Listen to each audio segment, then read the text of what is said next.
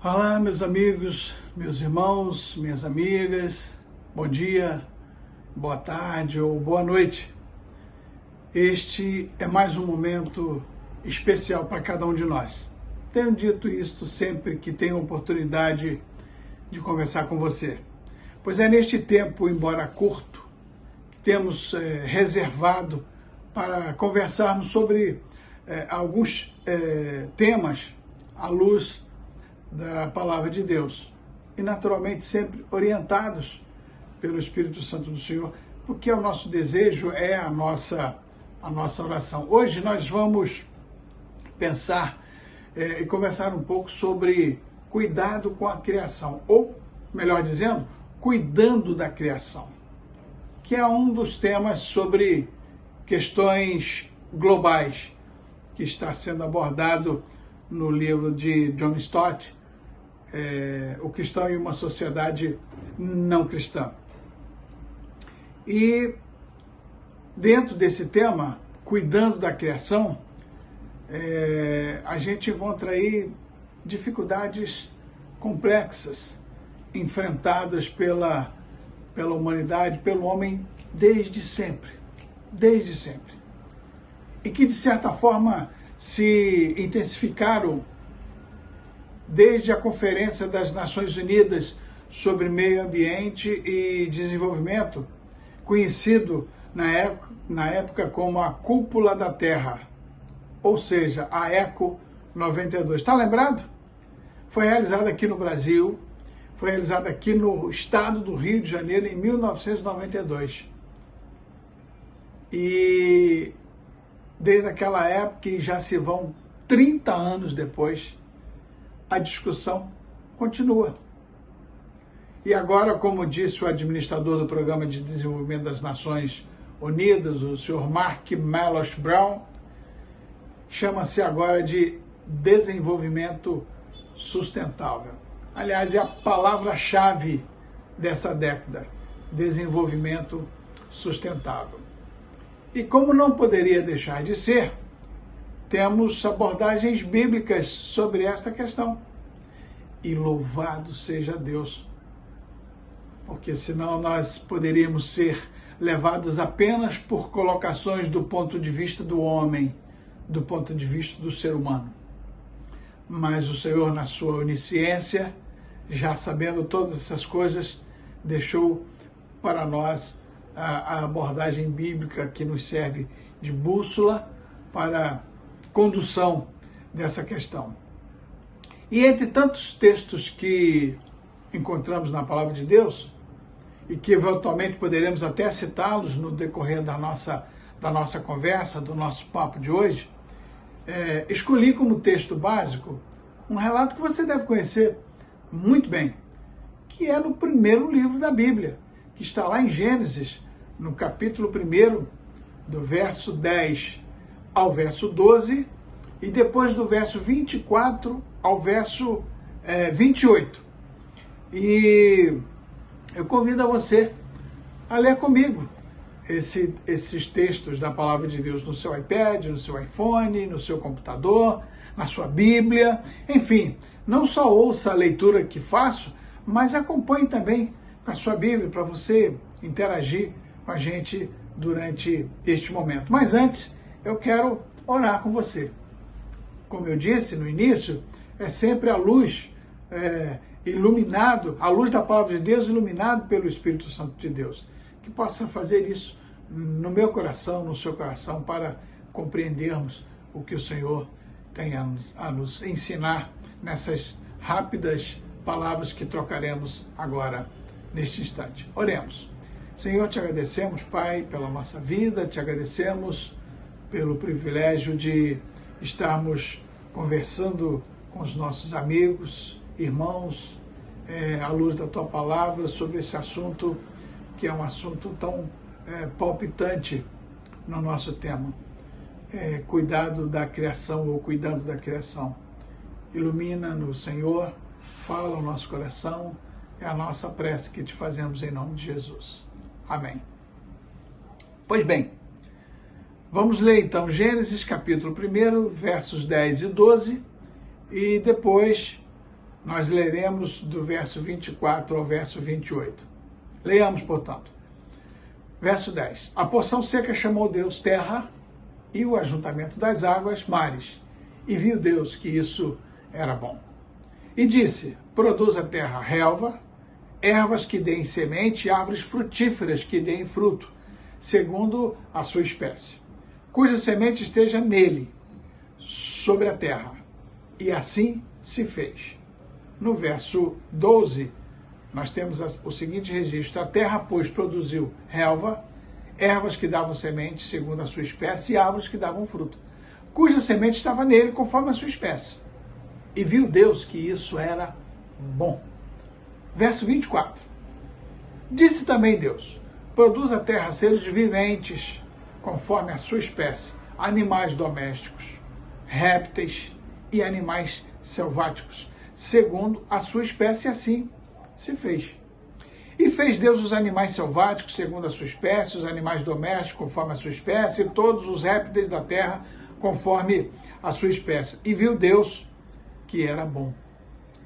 Também disse Deus, façamos homens à nossa imagem, conforme a nossa semelhança. Presta atenção. Tenha ele domínio sobre os peixes do mar, sobre as aves dos céus, sobre os animais domésticos, sobre toda a terra e sobre todos os répteis que rastejam pela terra. Criou Deus, pois, o homem, a sua imagem, a imagem de Deus o criou, homem e mulher os criou. E Deus o abençoou e lhe disse, sede fecundos, multiplicai-vos, enchei a terra e a sujeitai-a. Dominai sobre os peixes do mar, sobre as aves do céu e sobre todo animal que rasteja pela terra. Esse é o texto básico que vai nortear o nosso papo deste momento. E como disse Brown, falando sobre essa questão discutida desde a ECO 92, depois também lá em Joanesburgo em 2002, o termo agora é desenvolvimento sustentável, que tem sido interpretado de várias maneiras e que no frigir dos ovos é a seguinte: nosso futuro comum, ou seja, é o desenvolvimento que satisfaz as necessidades do presente sem comprometer a capacidade das gerações futuras de satisfazer as suas próprias necessidades. No popular, não enganemos os nossos filhos. Evitemos aquele negócio, faça o que eu mando e não faça o que eu faço. A chave é traduzir essas preocupações para a mudança de estilo de vida. Essa é a questão. É ação política. Aliás, os políticos, até então indiferentes, tantas as discussões nessa época em que reuniu cúpulas de todos os países, estão acrescentando em suas agendas, em suas plataformas de governo, em suas campanhas eleitorais, desenvolvimento sustentável. E assim, nós vemos aqui e ali ações relativas a essa questão, tipo corporações com departamentos ecológicos. Eu tive o prazer de na empresa em que trabalhava ainda na minha vida laboral, ser gestor de uma área ambiental, onde essas questões eram tremendamente colocadas e que envolvia todos os governos, envolvia a população, envolvia as comunidades de um modo geral. Uma outra coisa, carros que hoje em dia usam gasolina sem chumbo. Tudo isso voltado para o desenvolvimento sustentável. E agora chegando até os carros elétricos. Famílias inteiras, consumidores agora de verde, de produtos orgânicos, né? Encorajamento de reciclagem de papel, reciclagem de vidro, reciclagem de metais. E por falar em estilo de vida, me lembra aqui um depoimento de uma querida irmã, por nome de Estila. os membros da nossa igreja conhecem muito bem de quem eu estou falando. Uma pessoa maravilhosa, uma pessoa culta, educada, e ela, uma certa vez, deu um depoimento que eu nunca me esqueci. Ela conta que numa determinada rodovia aqui no Brasil, em pleno perímetro urbano, um carro que estava à frente do seu carro jogava pela janela, na estrada, latas de cerveja, restos de comida, guardanapos, papéis, enfim, todo tipo de descarte de lixos que ela poderia ter guardado e jogado num local próprio, estava descartando pelas janelas do carro. E ela teve a oportunidade, nesse perímetro urbano, andando, de recolher parte desse material que aquele pessoal da frente estava jogando na estrada. E nos dizia ela que quando ela teve a oportunidade de parar em um sinal, lado a lado com esse carro, ela pegou isso e entregou para ele e disse: olha, vocês esqueceram no caminho. Para quem sabe ler, um pinga letra, não é isso? O recado foi dado. Muito bem, mas atitudes como esta, por exemplo, ela deve ser minha e deve ser sua também. E é importante, é de suma importância. Mas existem outras razões para a preocupação com a questão ambiental que explicam a maior consciência pública, o maior engajamento da população de um modo geral. E eu quero aqui destacar rapidamente 5 dessas razões. 5 dessas razões. A primeira razão é o crescimento populacional. E isso foi tema discutido na Eco 92, que já dizia que na década de 90 já éramos mais de 6 bilhões de habitantes no mundo. E segundo a ONU, em meados deste século chegaremos a 11 bilhões de habitantes. Afirmo, inclusive, que dependeremos de mais 1,5 planetas para satisfazer as nossas necessidades anuais. Percebem o perigo que nós começamos a enfrentar com o crescimento populacional, se não houver um cuidado com a criação, se não houver um cuidado com o ambiente em que estamos inseridos? Então, este é a primeira razão, crescimento populacional. Segunda razão, esgotamento de recursos. E são vários. Poderíamos citar aqui vários desses recursos que estão sendo esgotados ao longo da existência do mundo. Mas eu vou citar aqui, por exemplo, o combustível fóssil. Combustível fóssil não foram feitos pelos homens. E nem podem ser reciclados. Uma vez esgotados para sempre. E há quem diga que o petróleo, mais famoso dos recursos fósseis que temos, podem ser esgotados dentro dos próximos 30 anos. Um outro recurso com grande foco de preocupação é a água. Embora o Brasil seja privilegiado com 14% de água que existe no mundo, está aqui no nosso país, mas há muitos que dizem que a água será ainda mais importante do que o petróleo, com um recurso escasso e ameaçado nos próximos 50 anos. Esgotamento de recursos é uma razão preocupante na questão do desenvolvimento sustentável. Eu falei 5, então vamos falar da terceira, que é a redução da biodiversidade. A diversidade de espécies, de organismos vivos na Terra. A preocupação na discussão da diversidade não diz respeito apenas à extinção natural das espécies, que devem ser assim mesmo. Elas ficam velhas, elas morrem, como nós humanos. Mas a velocidade com que ela ocorre por meio da intervenção humana é assustador.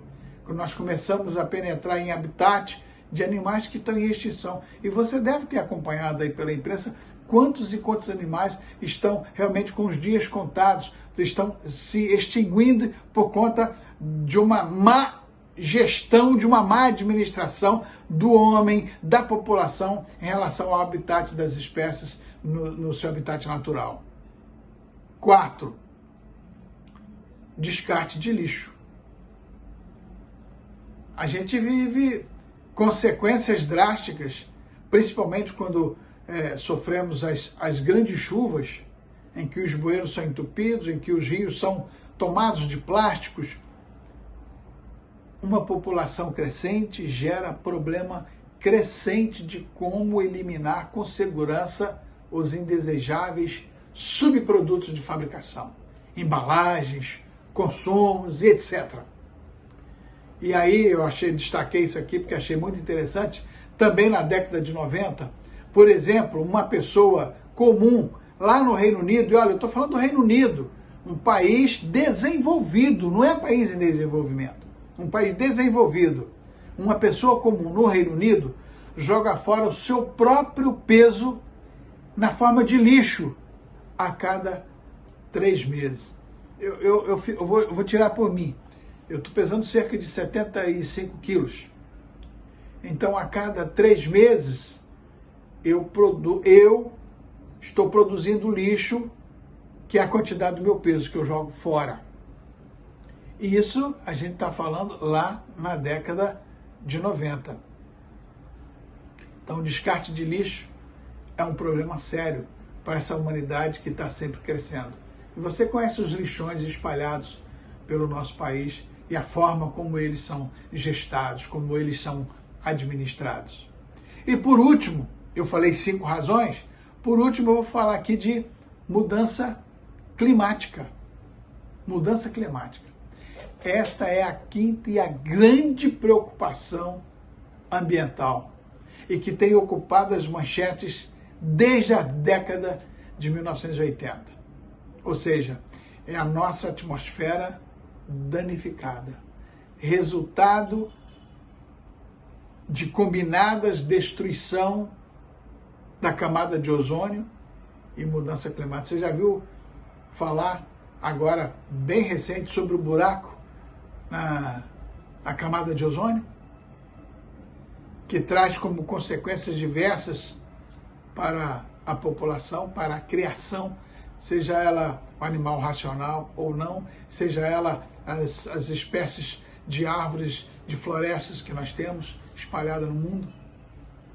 E aí vem o câncer de pele, aí vem o aumento da temperatura média entre 2 e 6 graus Celsius, que tem feito com que algumas espécies que precisam viver em temperaturas a menos estão se extinguindo porque a temperatura está se evoluindo e o homem não tem como impedir que aumente essa temperatura, ou melhor, tem, desde que soubesse cuidar deste ambiente. Expansão térmica dos oceanos, inundações de muitas ilhas, cidades portuárias e países baixos, como, por exemplo, Bangladesh e tantos outros. Nós estamos vivendo agora, nós vivemos tempos atrás o furacão Katrina, que foi aquele que, segundo o registro, matou o maior número de pessoas, mais de 1.200 pessoas morreram. Agora, recente, nós estamos vendo o que está acontecendo nos Estados Unidos com o furacão que por lá passou. São exatamente essas questões, são essas razões que têm feito com que as pessoas sejam alertadas com relação à questão do desenvolvimento sustentável. Diante do que nós já expusemos aqui rapidamente como preocupação com a questão ambiental, aonde nos inserimos como cristão nessa questão? Qual a perspectiva bíblica a respeito de todo esse processo? À luz do texto que lemos aqui em Gênesis, que você leu comigo, Gênesis capítulo 1, do verso 10 ao verso 28, a gente observa aqui 3 afirmações legítimas três afirmações legítimas e que eu gostaria de chamar a sua atenção. Muito bem. Quais são essas três afirmações que nós vamos destacar aqui? Em primeiro lugar, Deus nos deu domínio sobre a terra. Não é verdade? Você leu isso comigo. Observe as duas ações divinas que expressam suas determinações, ou seja, as determinações de Deus. Criou Deus o homem à sua imagem. Esse é o primeiro ponto. Deus criou o homem à sua imagem e semelhança. Ou seja, ele, com essa criação dotada de saber, dotada de razão, dotada de moral, dotada de sociabilidade, dotada de espiritualidade, nós podemos entender e conhecer Deus. Esse é o primeiro ponto. Que no domínio sobre a terra nós precisamos estar conscientes disso. Segundo, ele disse, encham e subjuguem a terra. Ou seja, termos domínio sobre a terra e sobre as criaturas que povoam a terra. Isso está aí no versos 27 e 28 do texto que lemos, Gênesis capítulo 1. Espero que você esteja acompanhando. Então, em primeiro lugar, destacar aqui esta afirmação de Deus, domínio sobre a terra. Em segundo lugar, entender que este domínio, ou o nosso domínio, ele é cooperativo. Por quê?